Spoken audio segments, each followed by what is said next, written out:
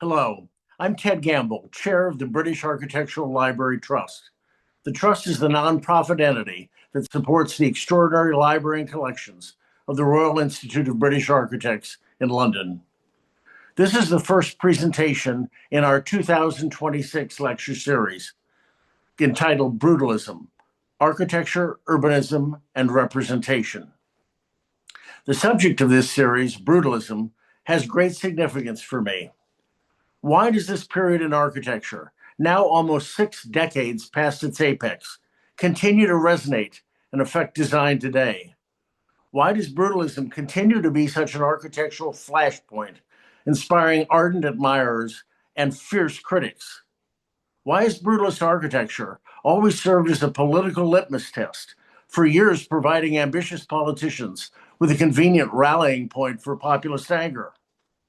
Growing up, I admired the Bauhaus and the Scandinavian modernists and revered Mies van der Rohe. Later, as an architectural student at Princeton and then Harvard's Graduate School of Design, my interest in brutalism intensified. The sculptural qualities and power of raw concrete, béton brut, fascinated me. I found certain architects and projects inspiring.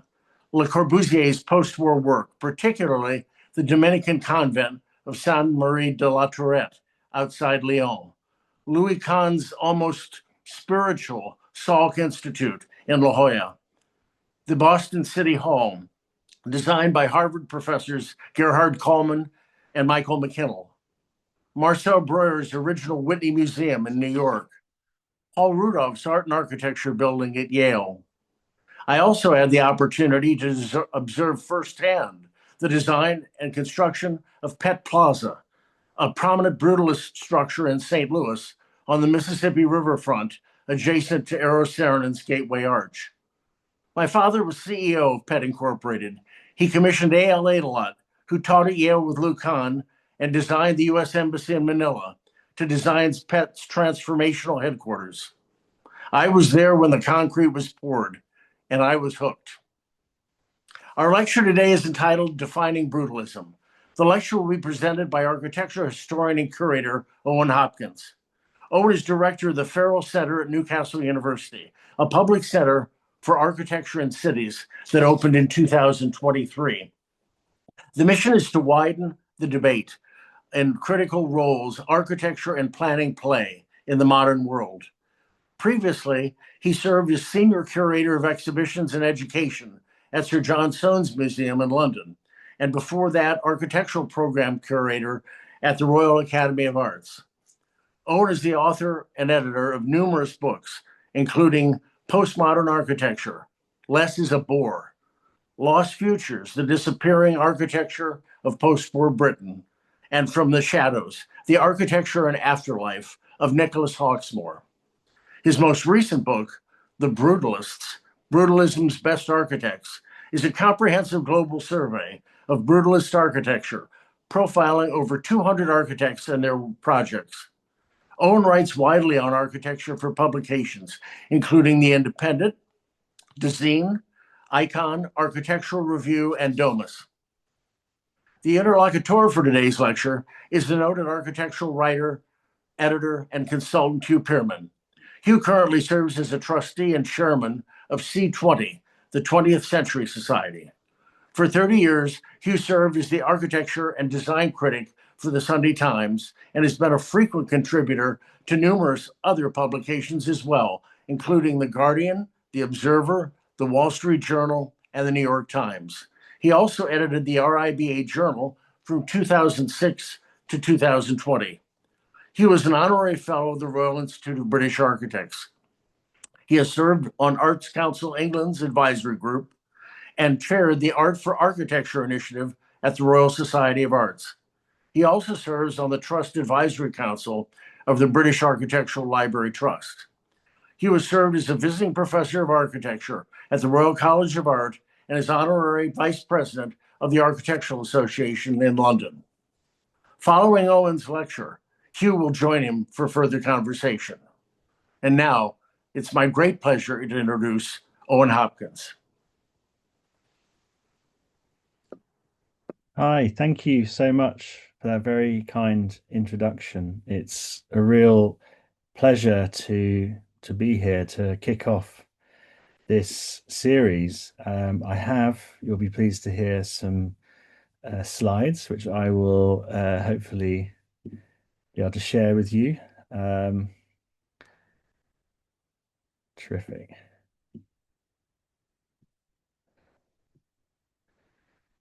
I've been given what on the surface I think is the unenviable task of trying to define our subject. I mean, we've already heard from Ted and the wonderful introduction, a little bit about brutalism and its contested history and contested present. And it's fair to say that stylistic labels are always tricky in the history of architecture, both when they're used by architects associated with that style, if they're used as banners or even kind of call to arms, but also when they're applied retrospectively by historians. And I think brutalism is even more complicated because it is actually both in this instance.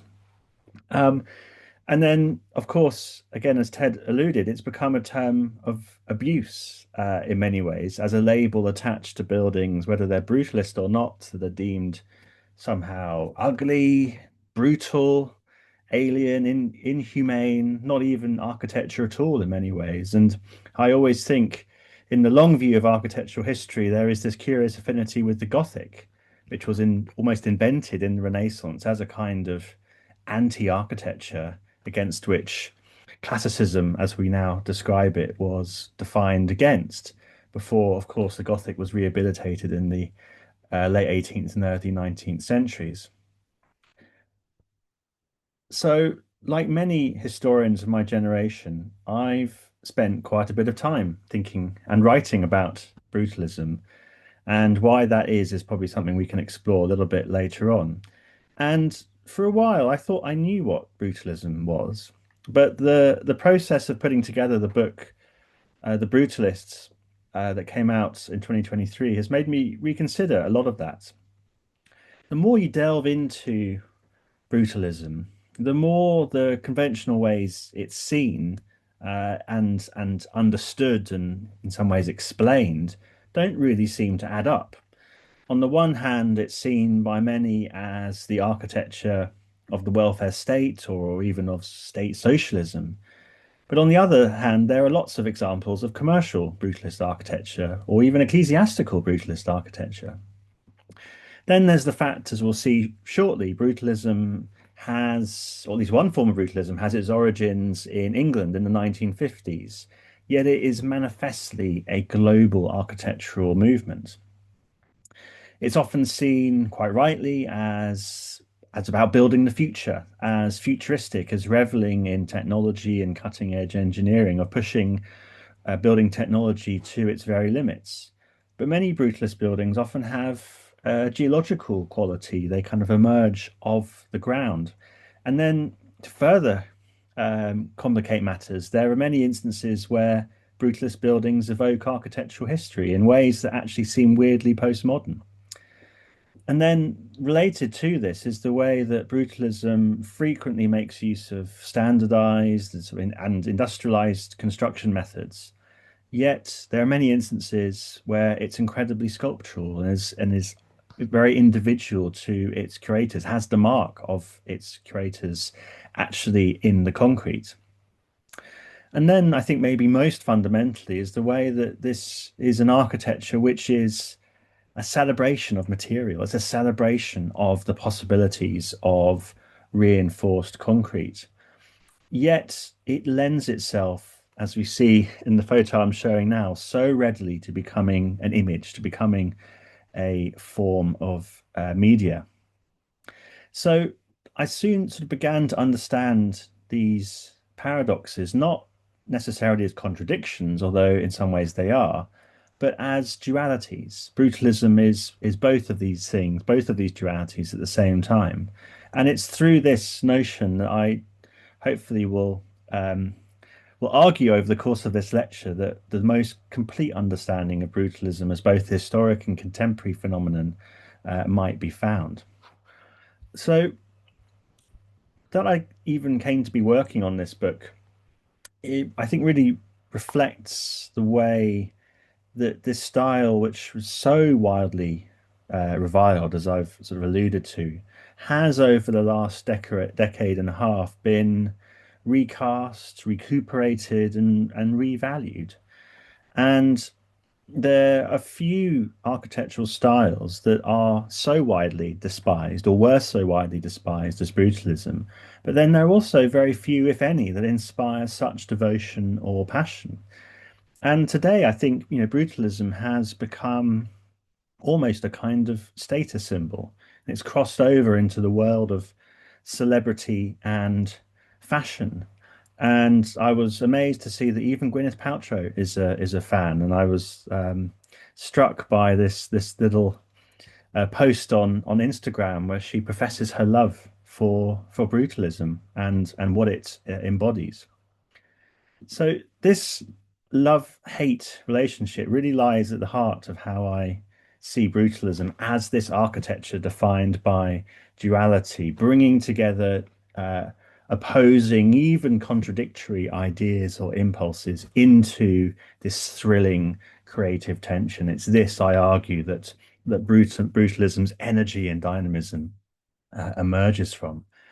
It was really the classic late style, thinking about it from a sort of art historical perspective, sitting somewhere between modernism's high point and its final unraveling in what became postmodernism.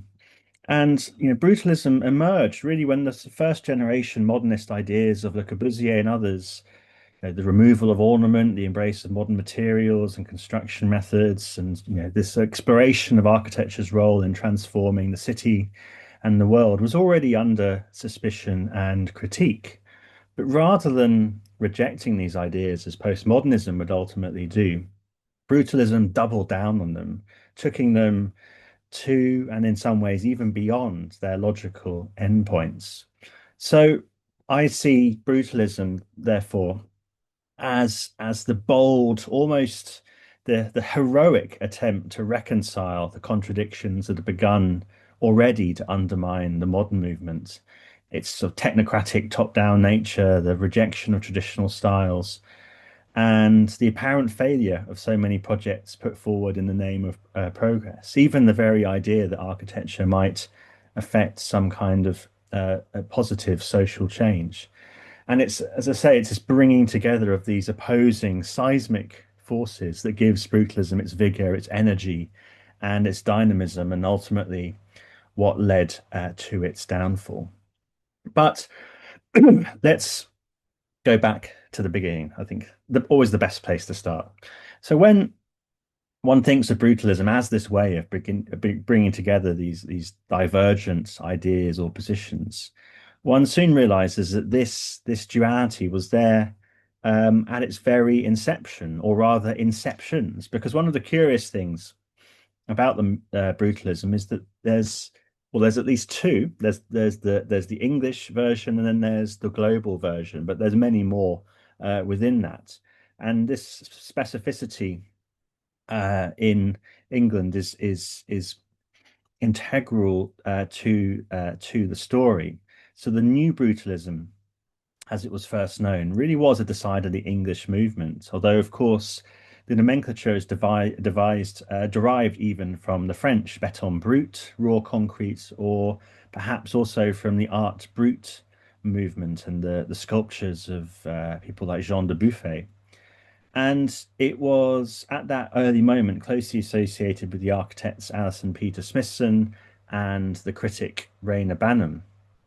And it was the title that Banham gave to his highly influential 1955 article in the Architectural Review, in which he describes the new brutalism as, quote, a living force in contemporary British architecture. And though he admits it, to use his words, eludes precise description, he saw it very much embodied in the work of the Smithsons, but also artists like Magda Cordell, Edoardo Palozzi, Nigel Henderson, artists who've been involved in the exhibition The Parallel of Life and Art at the ICA in London in 1953, and more broadly in the independent group of artists, architects, and other cultural practitioners. Architects like James Sterling, Sandy Wilson, artists like Richard Hamilton, and the independent group really was sort of part of this sort of proto pop art movement in Britain that was seeking to break down the barriers between high art and everyday life and mass culture. So Banham identified three chief characteristics of this new brutalism. The first was its memorability as an image. The second, its clear exhibition of structure. And the third, its valuation of materials as found. And the building that Banham saw as epitomizing these characteristics was the Smithson's Hunstanton School in Norfolk, which oddly, given brutalism's association with concrete, it's not concrete at all. Rather, it's seemingly in the tradition of Mies van der Rohe. It's very much inspired by the IIT campus in Chicago. Yet, even a sort of cursory analysis shows it really does fit the bill of Banham's description of brutalism. We see the structure is exposed, there are no real finishes, materials are left as they are found, therefore. And it's a building that appears to be made of what it is, in fact, actually made of. Um, the image of the building is confirmed by the building actually in use. And these are some pages from the Architectural Review article about the building. And then in Banham's 1966 book-length follow-up to the article, he posed the question of whether brutalism was an ethic or an aesthetic, whether it was an ethical proposition through its use of materials, through its connection to the city and to modern life. And for the Smithsons, it certainly was an ethic. And this was epitomized going back to the early 1950s again in their entry to the Golden Lane Estate competition in 1952, which ultimately they did not win. But this was a project that became, in some ways, a prototype, or at least a provocation, perhaps, for so much brutalist housing constructed in the UK over the next two, even maybe 2.5 decades. And you can see here the building of the streets in the sky, as they were called, these wide decks from which flats would be accessed. The building that was situated in the still rubble-strewn city of London, a city still scarred by the Blitz, and using the sort of collage techniques of people like Richard Hamilton that was associated with that early pop art movement. Yet, of course, if you follow that all logically, it also is very much an aesthetic proposition as well as an ethical one. And the interesting thing is, in some ways, Banham posed this sort of possibility: is it one or the other? But in fact, brutalism, of course, is both. It's both ethical but also aesthetic. And nowhere was this more exemplified than in the Smithsons' later Robin Hood Gardens estate, where they finally got to put the ideas they explored in the Golden Lane estate competition proposal into practice nearly 20 years later. And here it exhibits all the things we now associate with brutalism: sculptural massing, raw concrete, and this underlying social mission. But the zeal of those original ideas was already wearing off by this point. And in a famous, or maybe infamous, film that the Smithsons featured in around the time of Robin Hood Gardens completion, called The Smithsons on Housing, they were actually rather ambivalent about it, and indeed of the role of architects in reshaping the city. They wondered whether this preeminent role that architects had enjoyed in that immediate post-war era actually had been, in their words, may be really stupid, adding that we may need to rethink the whole thing. But no such doubt really plagued the citizens in their early years, and they were far from alone in this reforming fervor of an attempt to remake the modern movements. And they found kindred spirits both at home in their fellow members of the independent group, but also abroad as members of Team 10, a sort of international affiliation of architects who set up to oppose Khayyam, the sort of official body of propagating modern movement ideas. When Team 10, argued for a rougher, people-oriented modernism. And from this would emerge both brutalism, but also Dutch structuralism, and it also have an influence on Japanese metabolism. And I think, all of these movements, various guises, all had a distinct position both on and within modernism. But it's important that there's to consider the fact there's much overlap as well. So when we come to define brutalism, we really can't be sort of hard and fast with categories. There are buildings and architects typically associated with structuralism.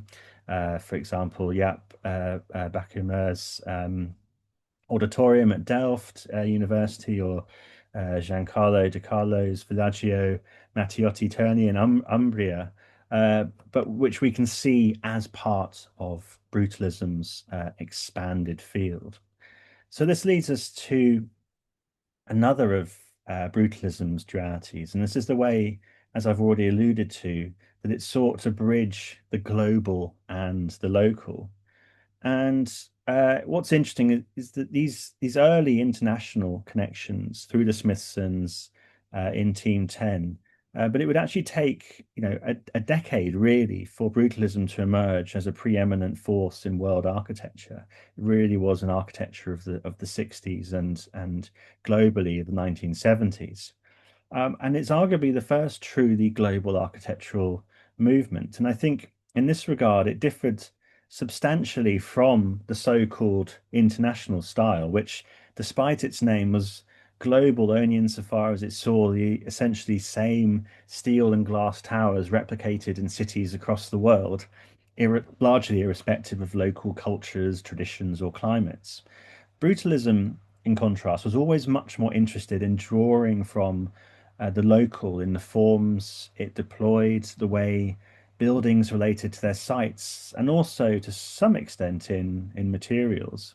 And in this regard, it very much preempted regionalism, almost, which was, I guess, sort of conceived in the sort of 1970s and indeed into the 1980s as a way of almost kind of perpetuating the modern movement, somehow, often seen somehow as part of postmodernism. But these ideas were first and most dramatically manifested in brutalism.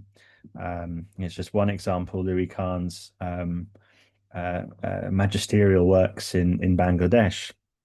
But that said, for all of its interest in the local, brutalism was still very much born from modernism's sort of universalizing mission, and reflecting the belief of architecture's ability to harness the forces of modernity, the forces that have been unleashed through industrialization. But I think what's interesting is the extent to which this sort of global brutalism that emerged in the 1960s and 70s was the way that this universalizing mission was internalized. It rested rather less on ideology. Indeed, brutalism existed both in the capitalist West and the communist East, not necessarily even on concrete. As we've seen, brutalism is obviously closely related to concrete, but is not necessarily synonymous with it, but on its attitude to energy. And I think this will be explored further in the final lecture of this series. But just to say here, brutalism really was the architecture of the age of oil, reflecting, as I say, consciously or not, this wildly held, yet in retrospect deeply naive assumption that oil would be cheap and plentiful in perpetuity. But when you look at a brutalist building, this is Habitat 67 in Montreal by Moshe Safdie, if you see it through this lens, it's hard to see it otherwise. Here's another classic example of that era, Francesco Javier Sanz de Oza's Torres Blancas in Madrid. And all this concrete is, of course, highly energy intensive, not only to build, but also to run. Brutalist architects rarely bothered with double glazing or worried about solar heat gain or cold bridging because it reflected a belief that everything could be solved, all environmental conditions could be controlled by mechanical means, powered ultimately by oil. Of course, this all came crashing down quite quickly in 1973 with the oil crisis, which showed the reality was going to be rather different. But nevertheless, this attitude to energy would be something that connects these projects that rose in very different settings or contexts as part of this brutalist world that emerged in the 1960s and 1970s. So this bridging of the global and the local, this sort of duality of place, was also reflected in a duality of time. And brutalism's embrace of the sort of modernist triumph of technology or belief in the sort of transcendent possibilities of technology was implicit in every manifestation of the style. But in some instances, it wasn't just the kind of the backdrop or that underlying context. It was the thing that really drove it forward. And we tend to think of the sort of high tech movement as the sort of late capitalist, the sort of late modern style that celebrated technology. And of course, it certainly was that. But brutalist architects were also capable of creating structures just as futuristic, just as space age as any high tech architects. And during the 1960s and 1970s, the irony of high tech was that it was sort of hamstrung by the technology itself, which was always decades behind the visions popularized by the likes of Archigram, the sort of great sort of architectural futurists of the 1960s. But what Brutalists did in contrast was they made that future real thanks to the properties of reinforced concrete, which they pushed to their limits with cutting edge engineering. These are just some of the examples of really futuristic buildings from that era. It's a city hall in Bat Yam in Israel by Zvi Hecker. Here's this extraordinary home by Agustin Hernandez Navarro in Mexico City, the Praxis House of 1970. So it wasn't just aspiring to the future. The brutalist architects showed it was already there. And this is especially the case in the socialist world. This is George Chekava's Ministry of Highway Construction in Tbilisi in Georgia. And then a building very familiar from photographs now, Igor Vasilevsky's Druza Sanatorium in Karpaty in Yalta in Ukraine. Amazing kind of UFO sort of lodged into the sort of cliff face. But just as brutalism looked forwards, it also harked back. And Robin Hood Gardens, for instance, which we've already discussed, the Smithsons claimed, I think rather improbably, the classical Royal Crescent in Bath as one of its precursors. And as the postmodern critic Charles Jenks once told me, once you put the two side by side, it's the differences you notice, not the similarities. Then something like this extraordinary brutalist set piece in London, the Barbican Estate by Chamberlain, Powell and Bon, where it's rather more convincing in its historical allusions with its sort of medievalizing parapets, its arras slit windows, and these Romanesque capitals which top the massive piers which support the three triangular in plan towers. And one might say something similar even about this building, which is already it was mentioned by Ted in his introduction, Calman, McKinnell, and Knowles's Boston City Hall and Public Square, which was inspired by the sloping piazza of Siena in Italy. And if anyone has been there, you'll actually notice that actually it is quite a convincing connection to make. And of course, this harking back to previous moments in architectural history is really at the core of many examples of South American brutalism, which was frequently distinguished by its relationship to indigenous pre-Columbian architecture with some massive ziggurats and temple forms, really acting as a way of localizing international modernism by embedding it in time as well as place. Here, just a couple of examples: Fallo and Gasparini's Court of Auditors in Sao Paulo. But it doesn't really stop there. If beyond these examples of brutalist buildings which look to sort of particular moments in architectural history, there's a strand of brutalism that looks to beyond sort of the time frame of humanity to geological time through the combination of scale, form, and material. And this necessarily takes various forms. There's this brutalist landscape Lawrence Halprin created in Seattle, the Freeway Park. And then there's something like this. There's the sort of organicism of George Adilon's Saint-Marie-Lyon School in Auvergne, in the Auvergne-Rhône-Alpes region of France, 1976. And then something even more recent is the Holy Redeemer Church in Tenerife by Fernando Menes. This is a building that appears and in some ways actually is formed from the volcanic geology of the Canary Islands. And then we can go on. There's Grafton Architects University campus in Lima in Peru. There's this extraordinary, rather menacing, almost sort of geological brutalism of Jorge Romero Gutierrez El Helicoide in Caracas in Venezuela, which was conceived as a shopping center, hotel, and exhibition hall, but is now apparently used as a detention facility.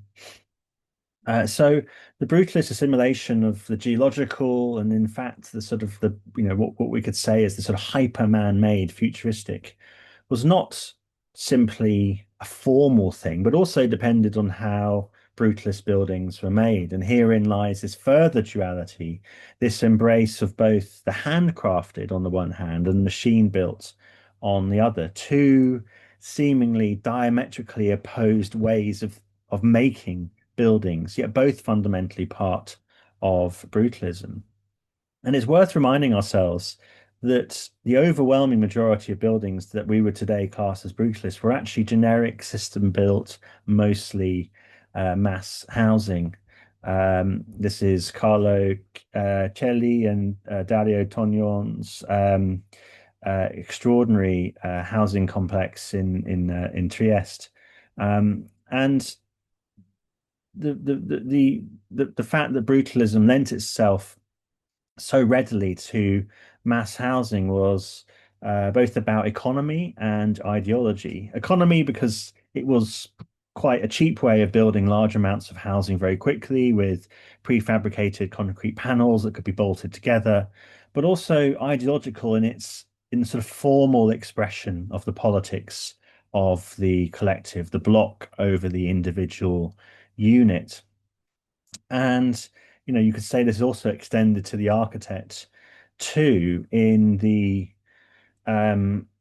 way that in some instances, in many of the kind of nameless brutalist architects, they were kind of reduced to establishing a kind of repeating formula that was then applied in different ways. You think of all of the architects working in public housing departments whose work really was part of this collective endeavor, and individual contributions are therefore kind of more or less lost to history. So, um, parallel to this sort of embrace of the system built, um, brutalism was also responsible for some of the most powerfully and individually sculptural buildings, ever created, actually. Where the hand of the sort of artist architect is sort of wildly manifest at times. This is Decio Tozzi's Ilha musical in Sao Paulo. Uh, this amazing sculptural building in Tunis, in Tunisia, by Raffaele Contagiani, the Hotel de Lac. Um, and I think what's interesting to note here is that while architecture, you could say, before the advent of brutalism was largely governed by systems, whether that's classical, Gothic, modernist, the brutalists invented the architectural one-off, the building as sculpture, and we've seen numerous examples of that already, and there'll be more to see, of course. But I think perhaps what's even more remarkable is those projects that were actually able to sustain the machine built and the anonymous with the individualized and the one-off in the very same project. We see some of this in buildings like the Barbican, where the sort of vastness of scale is countered by the fact that that very distinctive bush hammered finish all had to be done by hand.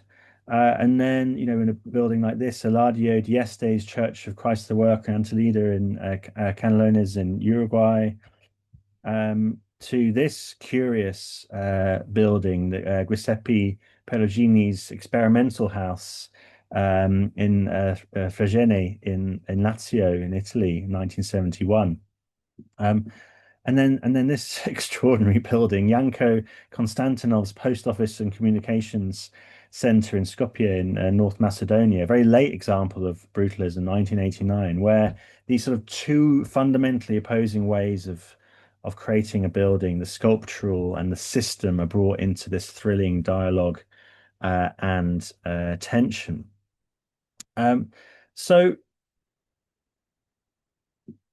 the the dualities I've discussed so far, this sort of the specific origin, the international, the universal and the local, the futurist and historicist, the systematized and the individualistic, they're all really sort of to do with the broader culture in which brutalism existed and how this is manifest in buildings. But there's if you can take it even further, actually, and there's an arguably even more fundamental dualism that sort of lies at the heart of brutalism, which is between the form and structure. And for much of architectural history, form has in many ways represented structure. Think of the way that classical columns are in essence structural devices, or the way that Gothic vaults and arcades similarly derive from structure, and the way modernism's largely remained a reflection of structural innovations. Brutalists, however, conceived form and structure together, so they are very often one and the same, with thrilling and often highly poetic results. And in some ways, this is reflection of the sort of materiality of brutalism, the way that reinforced concrete conceals the steel reinforcement within it itself. So it is the materials, a sort of synthesis of form and structure. But it extends to how brutalist architects used it. So, for example, here is the sort of mountainous exterior of Gottfried and Elizabeth Böhm's Mariendom Church, which is matched by a sort of cave-like interior. And then we see here the sculptural pilotti and elevated platforms for social interaction of João Batista Villanova Artigas Faculty of Architecture and Urbanism in Sao Paulo. And then even something like this, the extraordinary war memorials by Bogdan Bogdanovic. This is the shrine to Serb and Albanian partisans in Kosovo of 1973. And indeed, you could say actually anything by Paul Rudolph really kind of exhibits this sort of sublimation of form and structure. But of course, brutalism was not alone in architectural styles that emanating from the late modern movement that tried to do this. In many ways, it was the tendency that defined that period. I've mentioned high-tech architecture, which is often seen as sort of brutalism's opposite, and but actually, I always see it's doing precisely the same thing, but the other way around. Rather than subsuming structure to form, high-tech subsumes form to structure. The building's form is simply a manifestation of its structure. Here we have Norman Foster's Sainsbury Centre for Visual Arts in Norfolk in the UK. And I think it's here we get a glimpse of beyond sort of questions external to the movement, whether that's fashion, politics, economics, why high tech has arguably endured as a movement and why brutalism has not. Because high tech subsuming of form to structure resulted in spaces that are increasingly less determined. So here we have an art gallery that could also be an aircraft hangar, um, while the sort of left winger Richard Rogers could reconcile himself to creating the Lloyd's building for a bastion of the City of London establishment, because there was always the possibility, however unlikely, that its inherently flexible spaces could be put to some kind of socially progressive use down the line. So maybe it might, in its future, because of its inherent flexibility, become a library or a museum or some other sort of have some other public function. But brutalism's subsuming of structure to form tended towards ever more determined and overwrought structures. And here it has an affinity to the Baroque, another kind of late style centuries before, where brutalism essentially reaches an aesthetic dead end. And I think where brutalist architects have kind of brought modernism's contradictions into this compelling tension, brutalism itself became mired in its own contradictions of scale, complexity, we've already mentioned energy use, the social mission, and contradictions that would very quickly prove to be irresolvable. And then, waiting in the wings, of course, was postmodernism, which rather than attempt to reconcile these contradictions that have kind of overtaken modern architecture, decided to embrace them and make architecture that emerged from them. So this is how and where I see brutalism historically. But what about now? Where does it sit in the 21st century? I've got a whole other lecture about brutalism's revival and its role in social media and its role as a contested political site, and no doubt we'll hear much more about these in later lectures. And I think the final dualism that it's worth mentioning is that while brutalism has become celebrated, we need to consider what it means for both brutalism as it exists, and I guess as well within that, for the extent to which it offers any kind of model for how we might think about the future and whether it's right for us to do so. In the age of climate emergency, we obviously can't shy away from asking serious questions about the legitimacy of an architecture that is based on such a carbon-intensive material as concrete and is so willful in its use of concrete. And of course,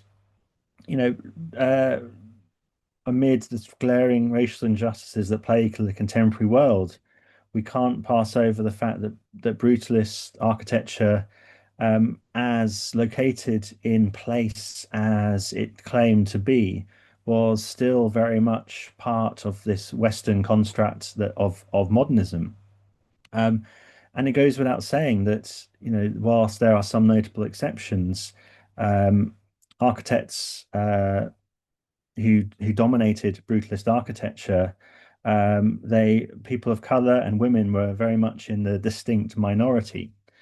So given all this, I always wonder if it's not unreasonable to ask whether instead of celebrating brutalism, we should actually be kind of consigning it to the past and clinging to it as a relic of this other age. And brutalism is flawed, and I think one can readily make the case, setting aside any kind of political judgment or any kind of aesthetic determination, that in its attempts to bring together these sort of seemingly irreconcilable contradictions at the heart of modernism, it led itself down into some strange territory at times.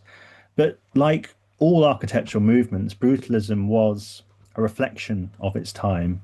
And of course, times change, and it was certainly flawed, arguably fatally so in some instances. But in being so, I would argue it demonstrated with a rare visceral energy and power architecture's potential to remake the world, and in many instances for the better. And as we grapple with the myriad challenges facing us collectively today, I think brutalism points not necessarily to an alternative we might follow, but actually as evidence, as a physical material trace of alternatives that were possible and that remain possible, that can unlock vital and urgent change, not just for architecture, but for the world in which it operates. Thank you very much.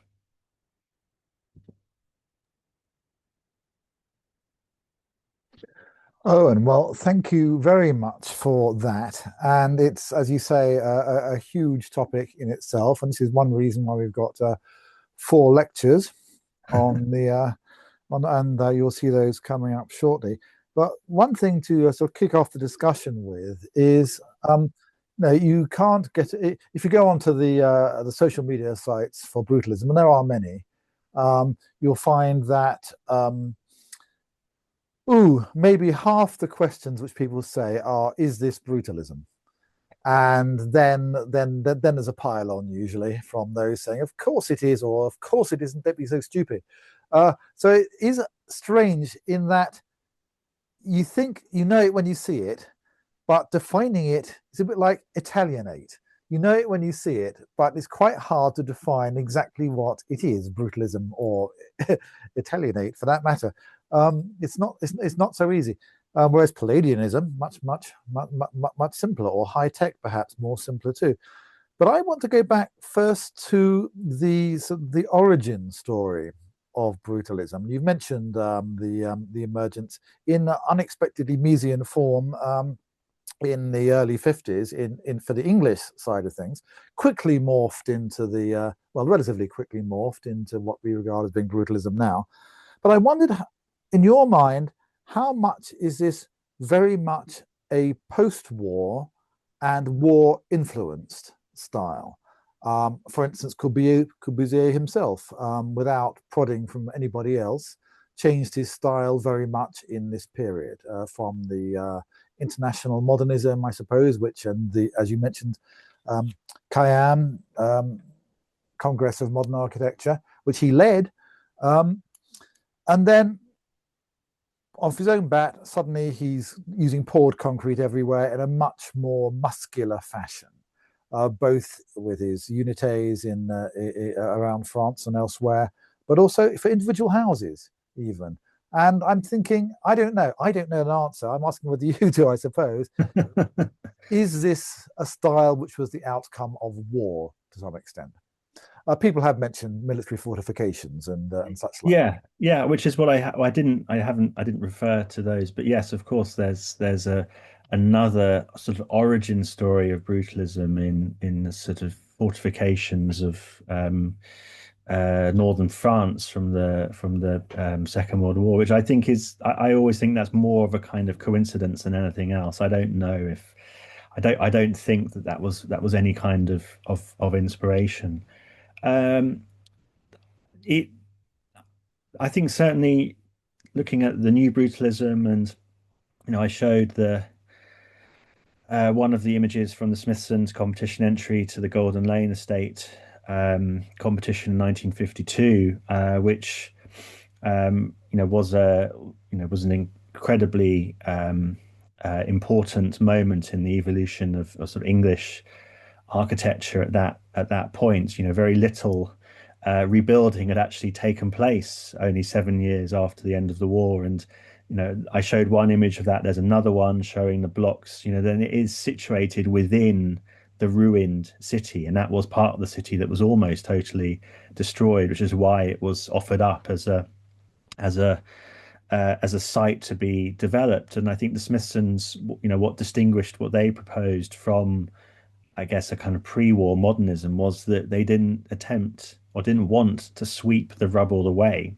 They wanted to build from the rubble. They wanted the buildings, the series of buildings that they composed to have almost the quality of the rubble. So they were interested not just in materials as found, but also in the city as found. So I think there is a sort of direct material link to what war had done to many British cities, and of course there's the particularly in Europe and in the UK, which is the country I know best, is the way that housing became a crusade in that post-war era, and brutalism is often seen as the kind of the most radical version of that housing crusade. Most of the housing that was produced was not brutalist, was actually pretty everyday, pretty mundane, except that there are other buildings, the brutalist buildings are the ones that epitomize the radicalism that often underlay that. So I think maybe that's a little bit of answering your question, but it's a fascinating one. It certainly answers the question, if you've got a war-ravaged country, and also with material shortages. I mean, steel, for instance, was a shorter supply, even though I admit you need steel to make concrete structures as well. Nonetheless, that's England, that's Britain, and what you've shown us is a global movement, appearing in countries which have been ravaged by war, but also in countries which have not been ravaged by war. And so that global style or approach, if it's not a style, obviously doesn't necessarily depend upon that. It's something else which is going on. And you see this all over. And whereas, yes, you show, for instance, a classic example, the Barbican, and I think this plays into what you just said, Owen, which is that this book about the Barbican is called Building Utopia. Yeah. I don't know if you can see the glare off that. There we go, Building Utopia. It very much had that feel to it, that this was a new world, a new time, and it deserved a new architectural style or movement to go with it. And as you said, there's a lot of historicist references in the Barbican, not least the name itself. But then you get some beautifully delicate buildings as well. So obviously, because of the name, people tend to regard brutalism as being brutish, which it isn't necessarily. It's almost an unfortunate homonym. Toronto City Hall, for instance, 1975, I think, by a Finnish architect. Intersecting curves, wonderfully delicate building. And in Britain, for instance, often cited, the Preston bus station, now a listed building. Actually, I would almost argue that it's not brutalist at all. It's way too delicate to be brutalist. It's a different kind of thing going on there. Nonetheless, this has become a kind of accepted term, which we're going to have to live with, like the misuse of Art Deco. When it's not just interwar guys; it was a very specific thing. But let's not. I won't get onto that now. So, what about that notion of style? But also, why did it fall so precipitously from grace? Because it was so ubiquitous. And I think that I can date it rather like sort of Charles Jenks dated the collapse of modernism to the demolition of housing estate in St. Louis.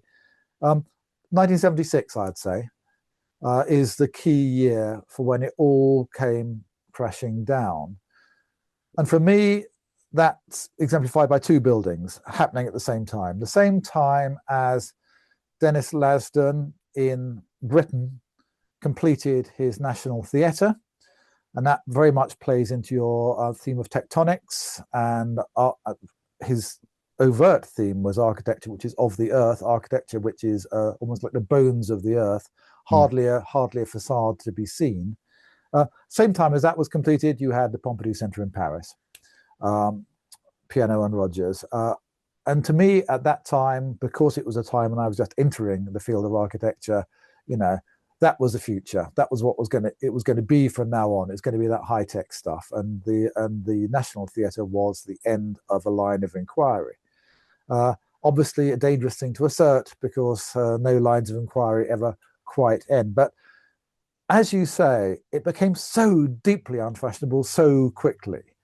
And I'm wondering why you think that is, because it had been so successful, it had been ubiquitous. Was it just fashion, or was it something else, do you think?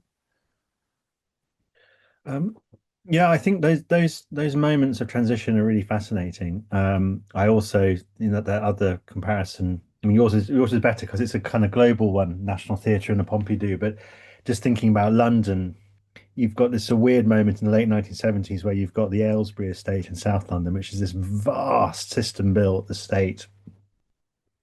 Huge site being built exactly the same time as Jeremy Dixon is doing neo-vernacular repair housing in West London.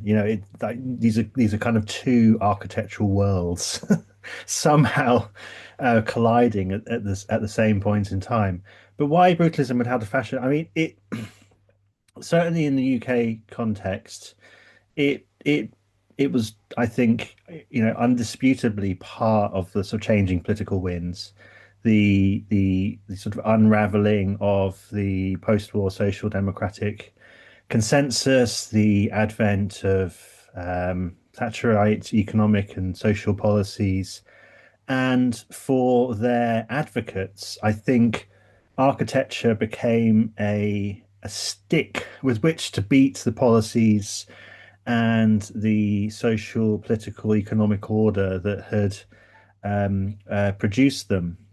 And brutalism, as I guess the sort of what is seen, and I always think it's not quite as straightforward as this, but as the kind of most architecturally radical manifestation of those policies, became the most obvious target. And as Ted alluded to in his introduction, I mean, brutalism has remained a reliable punching bag for all politicians, whether populist or not. Actually, if in doubt, have a go at ugly modernist buildings and the social deprivation that they apparently engender on their own. So I think that remains increasingly. I would say, yes, I would definitely say increasingly strong, actually. And I think in a funny way, whilst there has been this revival of interest in brutalism and its currency online and all of the books of which I've been, responsible for my own as well, views against it have hardened, actually. So They have in some areas, certainly. I mean, we all know how it's the youth like it. Or seem to generalize wildly, but actually it does seem to appeal more to a younger generation who arrived long after it was built. It's almost like it's fascinating to a lot of younger people, simply because it seems so amazing that people could ever do this. Whether they think that's a good thing or a bad thing, nonetheless, it is and was and is an amazing thing. But I suppose there's another reason for its downfall, and that is that I suppose comes on this issue of good concrete versus bad concrete.